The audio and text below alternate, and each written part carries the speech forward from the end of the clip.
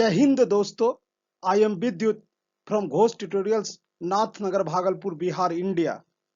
Ghosh tutorials army GD clerk के इस नए यूट्यूब चैनल पर आप सबों का बहुत बहुत स्वागत और अभिनंदन।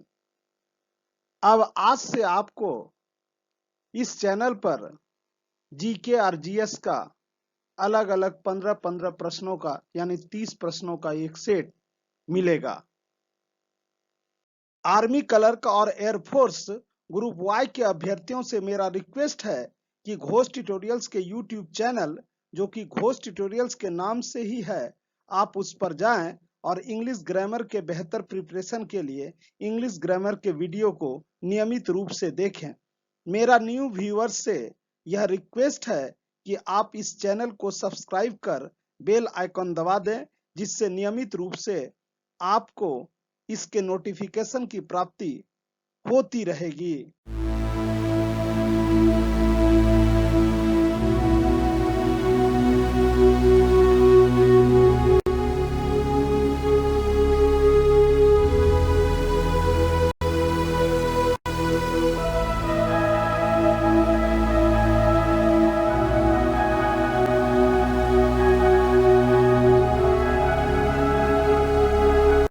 आर्मी जीडी क्लर्क #08 के इस नए वीडियो में आप सबों का स्वागत। फर्स्ट क्वेश्चन समान ज्ञान से संबंधित है। वोट देने के लिए न्यूनतम उम्र क्या होती है? 18 वर्ष, 20 वर्ष, 25 वर्ष, 35 वर्ष। जैसा कि आपको पता है, एडल्ट प्राप्ति की आयु यानी वयस्कता या माइनर से मेजर बनने का आयु 18 वर्ष है, इसलिए वोट देने के लिए न्यूनतम आयु 18 वर्ष है या होती है। इसका सही उत्तर ऑप्शन ए है। कामाख्या मंदिर कहाँ स्थित है? असम, बिहार, पश्चिम बंगाल, झारखंड। कामाख्या मंदिर असम में स्थित है। इसका सही उत्तर असम हुआ। द्वितीय विश्व युद्ध कब खत्म हुआ? 1918 में, 1914 में, 1945 में, 1939 में। इसका सही उत्तर होगा 1945, ऑप्शन नंबर सी। 1914 में प्रथम विश्व युद्ध प्रारंभ हुआ और 1918 में प्रथम विश्व युद्ध की समाप्ति हुई। वहीं 1939 में द्वितीय विश्व युद्ध प्रारंभ हुआ और 1945 में द्वितीय विश्व युद्ध की समाप्ति हुई। पानीपत की दूसरी लड़ाई किन किन के बीच लड़ी गई थी? हेमू व अकबर, बाबर और इब्राहिम लोदी, अहमद शाह व मराठा, राणा सांगा और बाबर।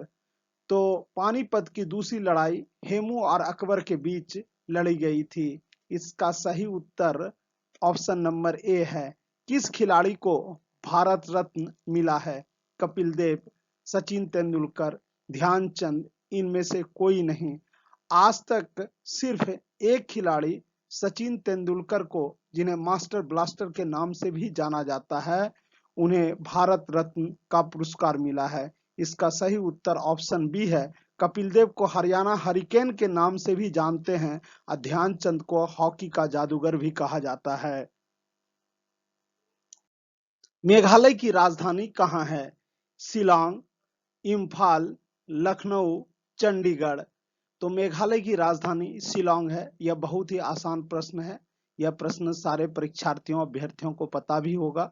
अंडमान निकोबार की राजधानी कहाँ है? पोर्ट ब्लेयर, निकोबार, चंडीगढ़, इनमें से कोई नहीं। तो अंडमान निकोबार की राजधानी पोर्ट ब्लेयर है। इसका ऑप्शन ए हुआ। भारत की सर्वाधिक आबादी वाला राज्य कौन सा है? राजस्थान, उत्तर प्रदेश, बिहार, हरियाणा। इसका सही उत्तर उत्तर प्रदेश है। तो भारत की सर्वाधिक आबादी वाला राज्य उत्तर प्रदेश है। नई राजनीतिक पार्टियों को मान्यता कौन देता है? राष्ट्रपति, चुनाव आयुक्त, राज्यसभा, प्रधानमंत्री। इसका सही आंसर होगा चुनाव आयुक्त। नई राजनीतिक पार्टियों को मान्यता चुनाव आयुक्त प्रदान करता है। मंगोल का प्रथम शासक कौन था? बैरम खां, तैमूरलंग, चंगेज खां, इनमें से कोई नहीं। मंगोल का प्रथम शासक चंगेज खां था। इसका सही उत्तर ऑप्शन सी है। नेपोलियन बोनापार्ट कहाँ का था यानी कहाँ का निवासी था? Italy, France, Britain, America. Napoleon Bonaparte France का निवासी था। इसका सही उत्तर ऑप्शन बी अर्थात फ्रांस है।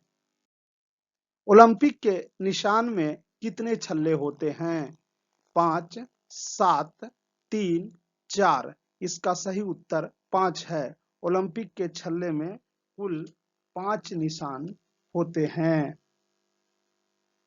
कौन सा राज्य अशोक के साम्राज्य में नहीं था? तक्षशिला, उज्जैन, मेवाड़, पाटलिपुत्र।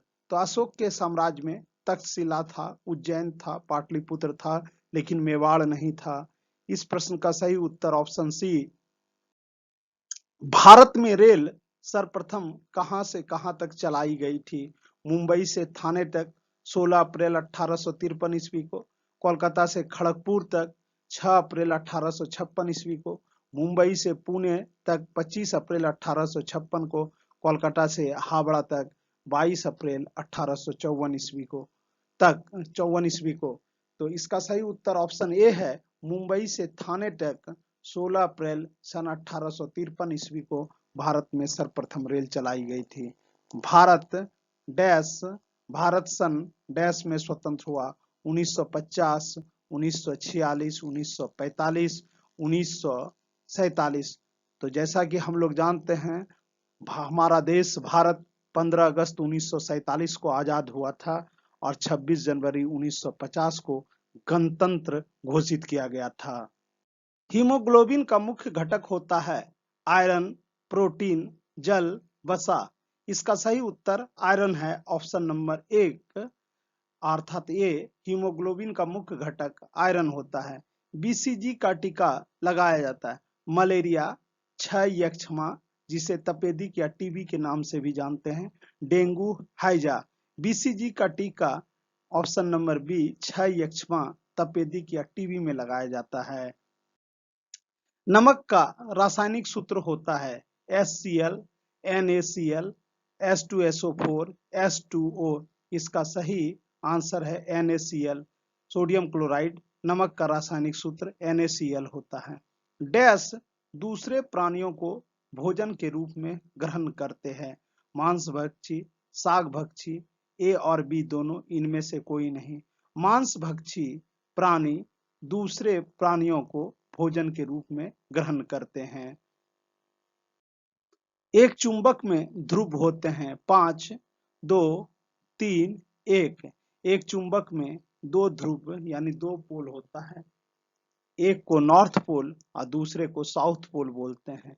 इसका सही उत्तर ऑप्शन नंबर बी हुआ। सल्फर डैश में आसानी से घुलनशील होता है? पानी, कार्बन डाइऑक्साइड, अमोनिया, ऑक्सीजन। तो इसका सही उत्तर होगा कार्बन डाइऑक्साइड। सल्फर पानी कार्बन डाइऑक्साइड में आसानी से घुलनशील होता है। कौन सी धातु कमरे के ताप पर द्रव अवस्था में रहती है? लोहा, पारा, तांबा, सोना। इसका सही आंसर पारा होगा। पारा धातु कमरे के ताप पर द्रव अवस्था में रहती है। शक्ति का मात्रक क्या होता है? वाट, एम्पियर, ओम, न्यूटन। शक्ति का एसआई मात्रक जूल प्रति सेकंड होता है और शक्ति की बड़ी मात्रा दर्शाने के लिए किलोवाट का प्रयोग करते हैं। तो यहाँ पर शक्ति का मात्रक वाट है, जो कि जेम्स वाट के नाम पर रखा गया है। इसलिए इसका सही उत्तर ऑप्शन ए होगा। कैंसर का अध्ययन कहलाता है homeopathy, optology, oncology, orthology. The study of cancer is known as oncology. इसलिए कैंसर का अध्ययन ऑन्कोलॉजी कहलाता है। इसका सही उत्तर ऑप्शन सी है। बर्फ का घनत्व पिघलने पर डैश हो जाता है, बढ़ जाता है, घट जाता है, अपरिवर्तित रहता है, इनमें से कोई नहीं। जैसा कि हम लोगों को ज्ञात है कि जल जब बर्फ में बदलता है तो उसका आयतन बढ़ जाता है। इसी कारण जाड़े के दिनों में पानी का पाइप फट जाया करता है, क्योंकि पानी जब बर्फ में तब्दील होता है या बदलता है तो उसका आयतन बढ़ने के कारण पानी का पाइप फट जाता है। और हम लोगों को यह भी पता है कि जिसका घनत्व अधिक होता है वह भारी और जिसका घनत्व कम होता है वह हल्का होता है।